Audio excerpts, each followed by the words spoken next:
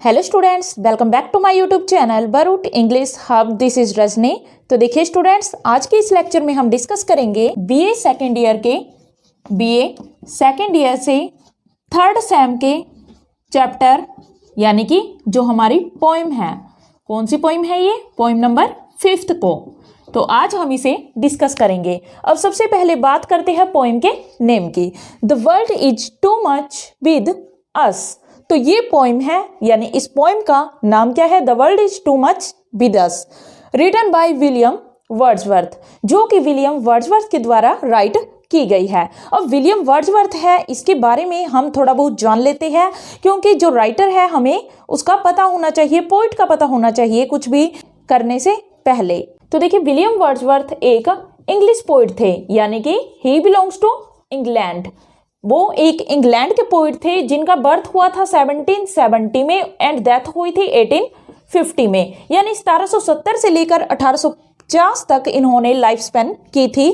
तो अब बात करें, विलियम वर्ड्सवर्थ है जो, ये एक नेचर के पोइट थे। ये एक नेचर पोइट थे। इन्होंने हमेशा ही नेचर के बारे में सोचा, नेचर के बारे में ही इन्होंने राइट किया। तो देखिए क्या हुआ, ये इंग्लैंड से बिलोंग करते थे। अब इंग्लैंड में mid 18th century and early 19th century के बीच क्या हुआ था? इंग्लैंड में इंडस्ट्रियलाइजेशन रिवॉल्यूशन स्टार्ट हो गया, यानी कि अब औद्योगिक क्रांति वहां पर स्टार्ट हो गई। उद्योगों को बढ़ावा दिया जाने लगा, जिससे क्या हुआ, पेड़ों को काटा जाने लगा, वनों को डिस्ट्रॉय किया जाने लगा। तो इन सब से बहुत ज़्यादा मूव हो जाते हैं विलियम वर्ड्सवर्थ, और ये इतने दुखी होते हैं कि ये अपना दुख अब कहाँ जाकर व्यक्त करते हैं? तो वो करते हैं the world is too much with अस, इस पोइम के थ्रू। अब देखिए, बात करते हैं हम हमारी पोइम की। अब जो ये पोइम है, ये एक सोनेट है। तो पोइम क्या है? पोइम का ही एक टाइप होता है सोनेट।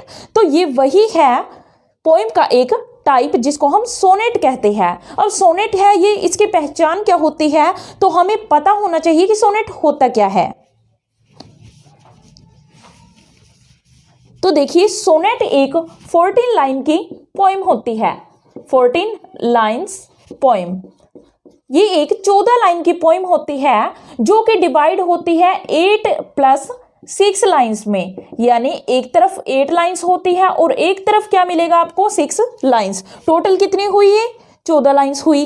अब देखिए, जो 8 लाइन्स है इनको हम बोलते हैं ऑक्टेव, तो इनको बोलते हैं हम ऑक्टेव, और जो 6 लाइन है उनको हम बोलते हैं सिस्टेट। तो ये हमारा क्या हुआ? एक सोनेट का टाइप हुआ, और इसको हम क्या बोलते हैं? इस टाइप को, सोनेट के इस टाइप को हम बोलते हैं Petrarchan sonnet. Petrarchan sonnet, Petrarchan sonnet कहकर इसको पुकारा जाता है। तो ये पेट्रार्क थे जो इटली से थे, तो इसलिए इनको, यानी कि इस सोनेट को और क्या कहा जाता है? इसलिए इस सोनेट को इटालियन सोनेट भी कहा जाता है। ये आपको यहां से याद रखना है। जब आपसे इस पोइम से 6 मार्क्स का क्वेश्चन पूछा जाएगा, तो आपको डायरेक्ट वहां पर पूछा जाएगा कि ये किस टाइप की पोइम है, और फिर अगला क्वेश्चन आपसे क्या पूछा जाएगा कि आप सोनेट को डिस्क्राइब कीजिए। तो ये 2 क्वेश्चंस आपसे पुट किए जाते हैं 6 मार्क्स में। और उसके अलावा भी आपको ये पता होना चाहिए, क्योंकि कोई भी लॉन्ग क्वेश्चन आता है या कुछ भी आता है तो आपको यहीं से आंसर इसका मिल जाएगा। तो अब देखिए, जो ये सोनेट है, यानी the world is too much with us sonnet है, ये लिखा गया था पोइट के द्वारा क्या दिखाने के लिए? अपना दुख व्यक्त करने के लिए। किस चीज के ऊपर? तो वो था जो हमारी ह्यूमैनिटी है, यानी जो मानवता है, वो कैसे विमुख हो चुकी है, यानी पूरी तरह से वो विरोध हो चुकी है नेचर के। तो ह्यूमैनिटी और नेचर के बीच जो एक अलगाव की स्थिति है, सेपरेशन होता जा रहा है, वही इस सोनेट में दिखाया गया है। यानी इंसान प्रकृति से दूर जा रहा है, और इस बात की पोइट क्या करता है? एक कंप्लेंट करता है। तो ये पोइम क्या हुई, ये सोनेट क्या हुआ? तो ये एक कंप्लेंट टाइप है। तो कैसा है ये? एक कंप्लेंट, जिसको आप सटायर भी कह सकते हो। यानी पोइट क्या करता है? व्यंग्य कसता है, तंज कसता है इस दुनिया के लोगों पर, कि वो कैसे इस नेचर को डिस्ट्रॉय करने में लगे हुए हैं। कैसे? वो अपना पूरा टाइम, यानी लोग क्या कर रहे हैं, अपना पूरा टाइम धन को कमाने के लिए और धन को वेस्ट करने में खराब कर रहे हैं। तो वही चीजें यहाँ पर डिस्कस की है पोइट ने। अब देखिए, जो ये पेट्रार्कन सोनेट होता है जिसमें 8 लाइंस होगी, जो ऑक्टेव होगा, तो जो ये 8 लाइंस हैं, 8 लाइंस में क्या बताई जाएगी, प्रॉब्लम सामने लाई जाएगी जो पोइट की कंसर्न होगी, यानी पोइट क्या चिंता दिखा रहा है अपने, वो हमारी 8 लाइंस में होती है। और फिर 9th लाइन जो स्टार्ट होती है, तो देखिए ये जो 9th लाइन है सिस्टेट में, अब 8 लाइंस यहां हुई, 9th लाइन होगी, यानी सिस्टेट की जो फर्स्ट लाइन होगी, सिस्टेट की फर्स्ट लाइन होगी, इसमें हमेशा ही इस प्रॉब्लम का या तो सॉल्यूशन मिलेगा या फिर हम कह सकते हैं इस कंसर्न को रिजॉल्व किया जाएगा। तो आपको ये याद रखना है। और देखिए ये 9th लाइन होती है, जो इसको हम बोलते हैं टर्न या फिर इसी को बोला जाता है वोल्टा या टर्न इसको कहा जाता है, क्योंकि पोइट की जो पोइम है उसका जो तरीका है पोइम को लिखने का, वो यहाँ पर आकर बदल जाता है, क्योंकि वो अब अपने आंसर की तरफ, इस अपनी प्रॉब्लम के सॉल्यूशन की तरफ वो निकल पड़ता है। तो इसलिए ये टर्न ले लेता है पोइट, तो इसलिए इसको क्या बोला जाता है, टर्न या वोल्टा कहा जाता है। अब देखिए हम स्टार्ट करते हैं हमारी पोइम। तो यहाँ पर आपको पता चला कि ये सटायर और कंप्लेंट है और एक सोनेट है ये। सो इस सोनेट में क्या कहा गया है, कंप्लेंट की गई है। तो स्पीकर है जो, यानी कि जो पोइट है वो कंप्लेंट करता है, और कंप्लेंट करते हुए क्या कहता है, the world is too much with us late and soon, कि जो ये, अब देखिए यहाँ पर जो the world is too much with us, इसके बहुत से मीनिंग हो सकते हैं वैसे तो अगर देखा जाए, पर हम यहाँ पर एक ही मीनिंग की बात करेंगे कि जो ये दुनिया के लोग हैं, टू मच मीन्स इतना अधिक पोइट तंग आ चुका है इन दुनिया के लोगों से। विद अस देखिए यहाँ पर कंबाइनली पोइट बात करता है वी की फॉर्म में, यानी हम सब ने क्या कर दिया है, नेचर को इतना नुकसान पहुंचा दिया है कि ये पूरा वर्ल्ड बहुत कुछ कर चुका है, यानी बहुत ज्यादा नुकसान कर चुका है, इस धरती का बोझ बन गया है। वो इस धरती की हालत बिगाड़ने में ही वो अपना सारा योगदान दे रहा है, यानी कि इंडस्ट्रियलाइजेशन की तरफ बढ़ते हुए हम इस नेचर को नुकसान पहुंचाने में लगे हुए हैं, और अब बहुत ज्यादा हो गया है। यानी पोइट क्या करता है, कंप्लेंट दिखाता है अपने कि अब बहुत हो गया, कि अब नेचर को नुकसान पहुंचाना बंद करना चाहिए। अब इतना नुकसान पहुंचा चुके हैं लोग नेचर को, लेट एंड सुन, और ये पहुंचाते ही जा रही है, अब भी पहुंचा रही है। लेट एंड सुन मीन आने वाला जो फ्यूचर होगा उसमें भी ऐसे ही नुकसान पहुंचाते रहेंगे नेचर को, यानी नेचर को वो डिस्ट्रॉय करने में अपना योगदान देते रहेंगे, नेचर का विनाश करते जाएंगे, प्रकृति का। लेट मीन्स पुराने टाइम में भी ये प्रकृति का नुकसान कर चुके हैं, और सुन मीन आने वाले फ्यूचर में भी वो प्रकृति को नुकसान पहुंचाते रहेंगे।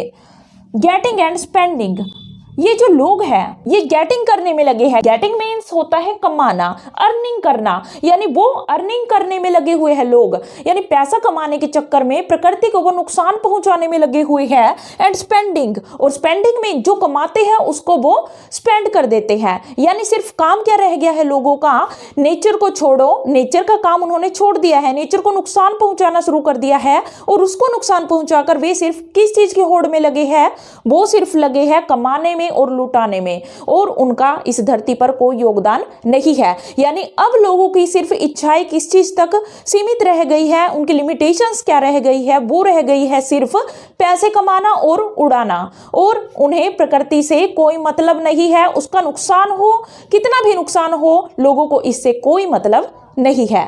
अब देखिए, विल वेस्ट आवर पावर्स, और हम अपनी पावर को, अपनी शक्तियों को हम नेचर को बचाने में नहीं बल्कि नेचर को उजाड़ने में लगा रहे हैं, यानी अपनी जितनी भी शक्तियां हैं, पावर्स है, उसको हम पैसा कमाने और लुटाने में ही लगा रहे हैं, यानी नेचर को नुकसान पहुंचाने में लगा रहे हैं। Little we see in nature that is ours, अब देखिए हम नेचर की तरफ बहुत कम ध्यान देते हैं जो हमारी खुद की है, यानी नेचर है जो हमारे लिए सब करती है, पर हम उसकी तरफ बिना ध्यान दिए लिटिल वी सी, मतलब क्या हुआ यहाँ पर, little we see means we noticed the nature a very little, कि हम नेचर पर ध्यान नहीं देते जो हमारी है, यानी प्रकृति हमारी है, हमारे लिए सब करती है, पर हम उसको नुकसान पहुंचाते हैं, उसकी तरफ ध्यान नहीं देते।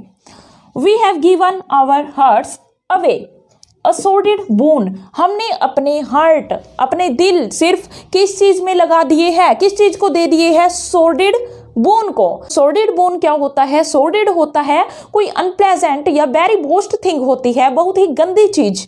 बोन होता है कोई गिफ्ट, कोई वरदान हमें मिलता है। सोर्डेड एक तरफ हुआ बोस्ट, बहुत बुरा, बोस्ट हुआ बहुत बुरा, बोन मीन गिफ्ट। अब गिफ्ट है, गिफ्ट तो हमेशा यानी वरदान होता है बोन तो वरदान तो हमेशा अच्छे के लिए दिया जाता है, पर यहाँ पर क्या है, ये बोस्ट है। अब देखिए अपोजिट वर्ड्स जिनको, अब ये दो वर्ड्स एक साथ यूज हुए हैं, तो ये क्या है, असॉर्टेड बोन एक पूरा फ्रेज है और इसमें दो अपोजिट चीजें यूज हुई है, तो आपको ये ध्यान रखना है। अब देखिए ये हमारा हुआ फर्स्ट स्टैंजा। अब हम इसको डिस्कस करते हैं कि इसके राइम स्कीम क्या है और इसमें कौन कौन सी फिगर ऑफ स्पीच यूज की गई है, क्योंकि फिगर ऑफ स्पीच भी आपसे पूछी जाती है। अब देखिए जो हमारी राइम स्कीम है, तो राइम स्कीम की बात करें तो यहां पर सुन, सुन की राइम स्कीम, सुन और बोन, सोन बोन, ये दो है जो हमारे सेम ट्यूनिंग में है, तो इनके राइम्स क्या है, बिल्कुल सेम है, तो इसलिए हमने इनको नाम दिया ए एंड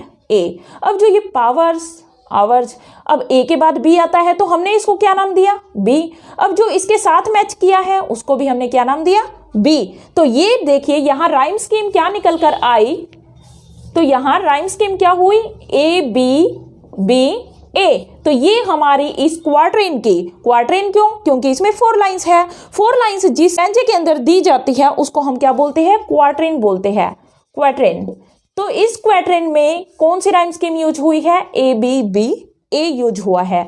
अब देखिए हम यहां पर बात करते हैं फिगर ऑफ स्पीच की, तो यहां देखिए सोर्डेड बोन यानी एक गंदा भी है और उपहार भी है।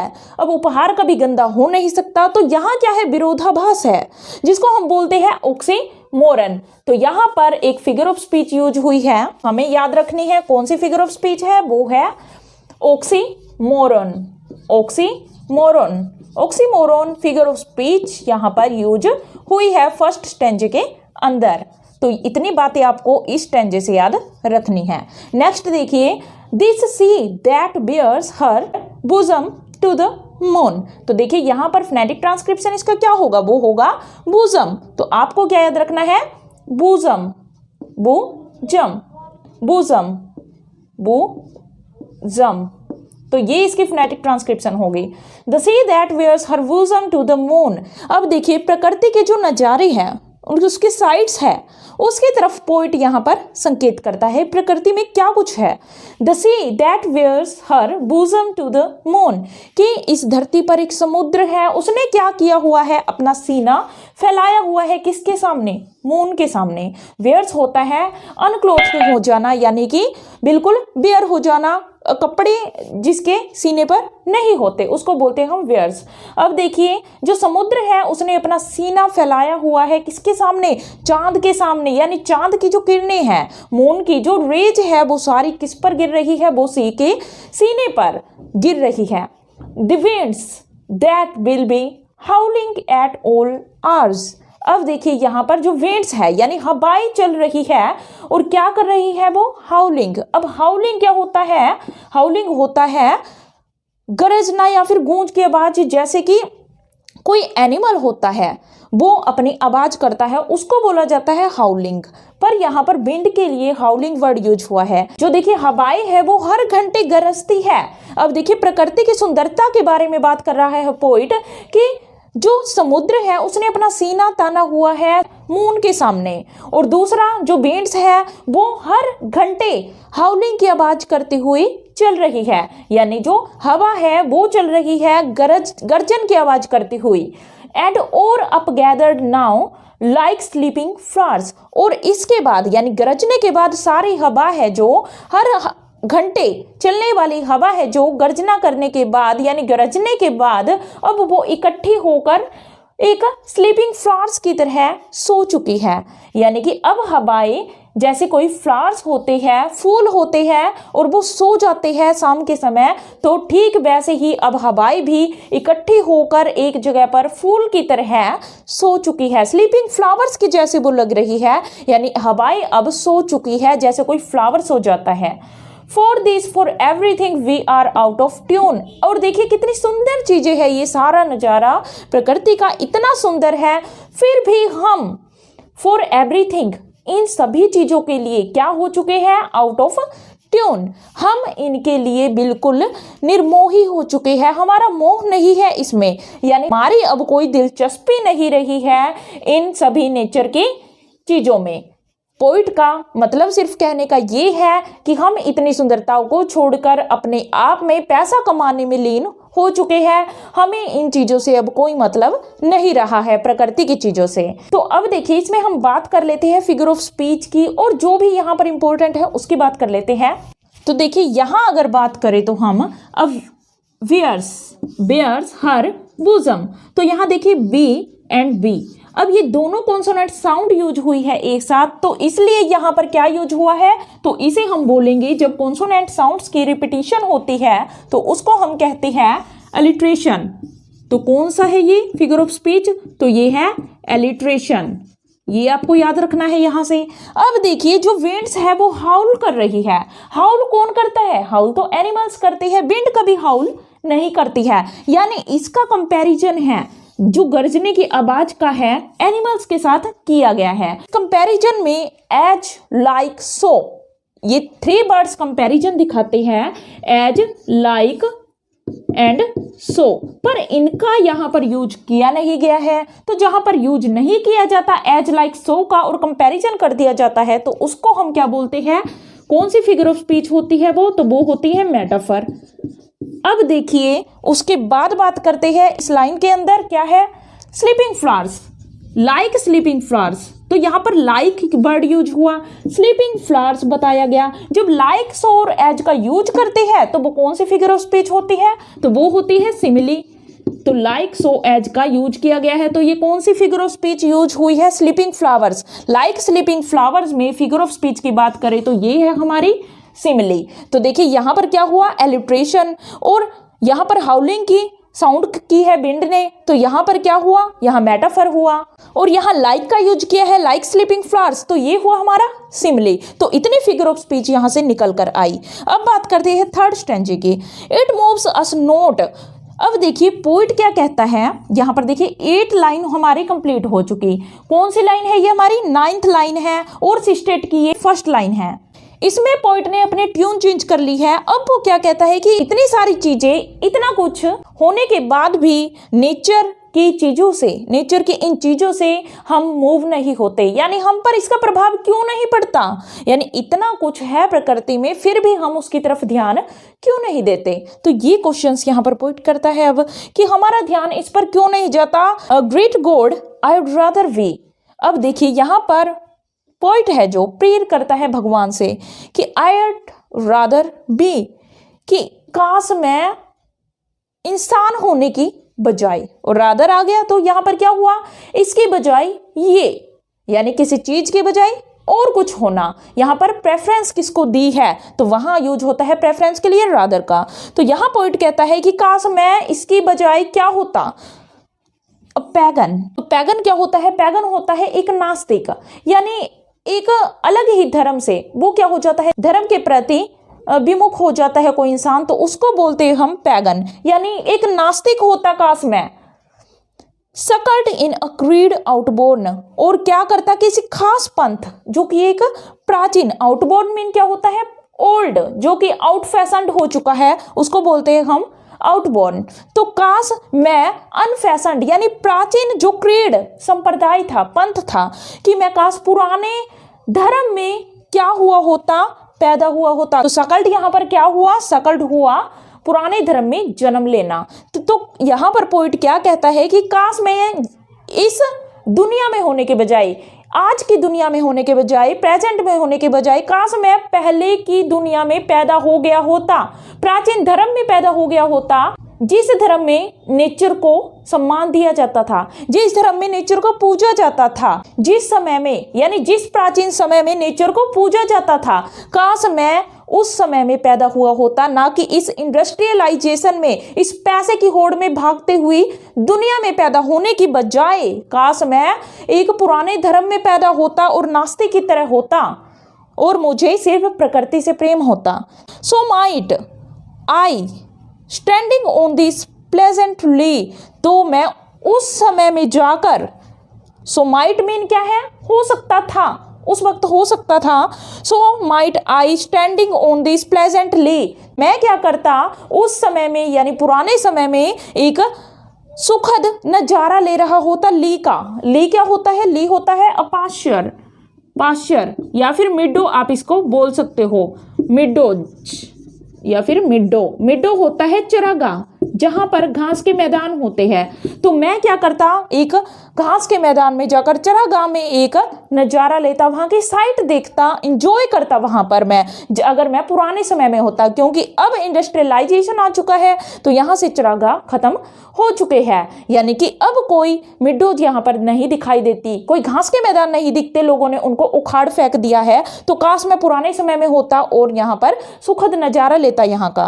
Have glimpses that would make me less forlorn, और ये सभी ग्लिम्सेज, ग्लिम्सेज मीन ये सीनरी, तो वो सभी सीनरी, उस वक्त की सीनरी मुझे क्या करती, वुड मेक मी लेस फॉरलॉर्न, तो ये मेरी सारी पीड़ाओं को कम से कम खत्म कर देती। फॉरलॉर्न क्या होता है यहाँ पर, वो होगा कोई भी अकेलेपन की, लोनलीनेस की फीलिंग होना, कोई भी लोनलीनेस की फीलिंग होना, यानी अकेलेपन की फीलिंग होती जो मेरी, वो खत्म हो जाती। मैं सैड नहीं होता, मैं खुश होता अगर मैं पुराने समय में जन्म ले लेता और आज की दुनिया में मैं ना होता और मैं प्रकृति से प्रेम कर रहा होता। उसके बाद देखिए, अब देखिए लास्ट स्टैंजा, इसका फोर्थ स्टैंजा है, हैव साइट ऑफ प्रोटियस। अब प्रोटियस देखिए क्या होता है, तो देखिए जो हमारी ग्रीक माइथोलॉजी है, इन ग्रीक माइथोलॉजी, माइथोलॉजी क्या होता है, पुरानी कथाएं, माइथोलॉजी। तो ग्रीक माइथोलॉजी है जो उसमें यानी पुरानी कथाओं में, यूनान की, यूनान देश की पुरानी कथाओं में क्या होता था, तो एक ओल्ड मैन ऑफ द सी होता था, मैन ऑफ द सी। तो देखिए यूनान की प्राचीन कथाओं में एक ओल्ड मैन होता था, एक बूढ़ा आदमी होता था जो कि समुद्र में रहता था, यानी समुद्र का वो देवता आप इसको कह सकते हो। और दूसरा यहाँ पर देखिए ट्राइटन वर्ड है, ये भी क्या था, द सी गॉड, यानी समुद्र का देवता, द सी गॉड। तो प्रोटियस और ट्राइटन दो समुद्र के देवता हुआ करते थे। Have sight of Proteus rising from the sea, तो यहाँ पर पोइट कहता है कि काश मैं पुराने समय में पैदा हुआ होता तो मैं समुद्र के पास, मैं क्या कर रहा होता, मैं प्रोटियस को वहां से राइज होते हुए, यानी समुद्र में से इस ओल्ड मैन को, जो कि यूनानी पुरानी कथाओं में समुद्र के देवता थे, उसको मैं समुद्र से बाहर आते हुए देख सकता था, यानी देख पाता अगर मैं क्या होता, पुराने समय में होता, बहुत पुराने समय में अगर मैं पैदा हुआ होता। और हियर ओल्ड ट्राइटन ब्लो, और मैं पुराने समय में जाकर ट्राइटन जो सी गॉड है यानी समुद्र के देवता के हॉर्न को, हिज ब्रेड हॉर्न, जो उसके पास हॉर्न होता है, हॉर्न क्या होता है, एक शंख होता है जो समुद्र में पाया जाता है। तो मैं उस शंख को, जो कि कैसा होता, ब्रेड क्या होता है, फूल मालाओं से सजा हुआ, यानी फूलों की मालाओं से सजा हुआ जो उसका शंख था, जिसको वो बजाया करता था ट्राइटन, यानी समुद्री देवता जब शंख को बजाता था, जो कि बिल्कुल फूलों की मालाओं से सजा होता था, जब वो उसको ब्लो करता, ब्लो मीन उसमें हवा डालता। अब ब्लो क्या होता है, आपने देखा होगा, ब्लो करना मीन किसी चीज में हवा फूंकना, तो उसको बोलते हैं हम ब्लो। तो यहाँ पर क्या दिखाया गया है कि मैं अगर पुराने समय में होता तो मैं ट्राइटन को उसका सजा, फूलों से सजा हुआ शंख बजाते हुए देख पाता। तो ये हुई हमारी कंप्लीट पोएम, यानी कि ये sonnet written by Wordsworth, the world is too much with us. तो अगर आपको ये लेक्चर अच्छा लगा हो तो चैनल को लाइक, सब्सक्राइब एंड शेयर जरूर कीजिएगा। Thank you.